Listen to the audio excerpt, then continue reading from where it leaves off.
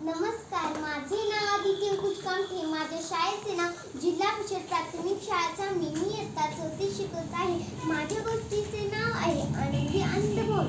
सारे अंधभोन आज आनंदात मान निघाले होते. प्रयागनगरीला आनंदाचे उद्यान आले होते. तो ते दुसऱ्याला सांगत होता, अहो ऐकले का, आपल्या जवाहरलालजींना आज मुलगी झाली हो.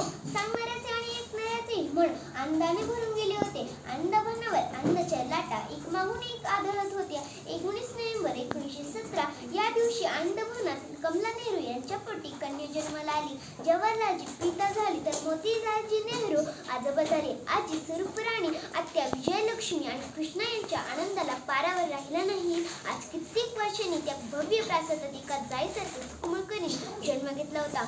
अंधभोनाने वेडे व्हावे असेच त्या कळीचे रूप होते. काय बोल जावं, टवटवीत नाक, समुद्रात डोळे, टवटवीत गुलाबासारखा रंग, निष्फळ हास्य चेहऱ्यावर दिले होते.